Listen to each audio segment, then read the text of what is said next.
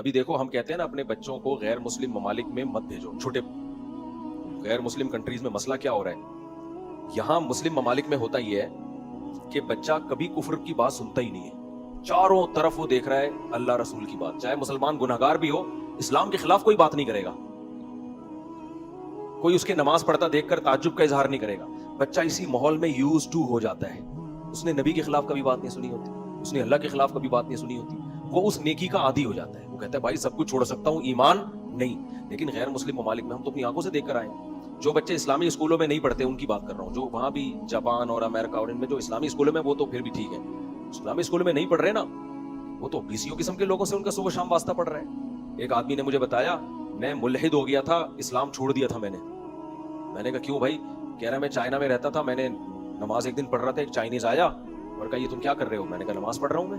کہہ رہا ہم ہمیشہ پاکستان میں پڑھتے تھے تو لوگ دم کرواتے تھے آگے, یار نمازی ہے چلو یار. کہہ رہا وہ چائنا والا کہ کیوں کیا کر رہے ہو؟ میں نے کہا بھائی اللہ کی عبادت. اس نے کہا اللہ کیا ہوتا ہے؟ میں نے کہا اللہ جس نے پیدا کیا. کہتے ہیں اس کی کیا دلیل ہے تمہیں اللہ نے پیدا کیا؟ میں نے کہا بھائی اور کس نے پیدا کیا؟ کہہ رہے خود بخود ہوا ہے یہ سب کچھ.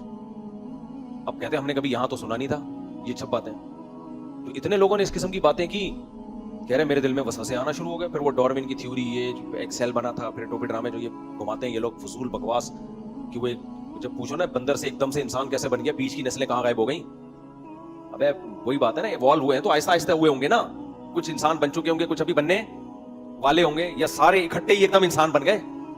تو بیچ کی نسلیں مارکیٹ سے شارٹ کیسے ہو گئی, اس کا ان کمبختوں کے پاس کوئی جواب نہیں ہے. کہتے ہوئے ایک بڑا ڈیزاسٹر ہوا ہے, کوئی حادثہ ہوا ہے کہ بیچ کی ہزاروں نسلیں ایک دم سے دھماکے سے کچھ ہو گئی, کوئی جواب نہیں ہے ان کمبختوں کے پاس. تو پھر نر مادہ کیسے بن گئے ایوالو ہو کے؟ میاں بیوی کا ملاپ ہوتا ہے, مرد عورت کا ملاپ ہوتا ہے, ملاپ اولاد پیدا کرنے کے لیے تھوڑی ہو رہا ہوتا ہے, وہ تو اپنی خواہش پوری کر رہے ہیں, نتیجے میں اولاد یہ اتنا زبردست اتفاق بھی ایوالو ہو کے ہو گیا. تو کوئی جواب نہیں ہے کمبختوں کے پاس.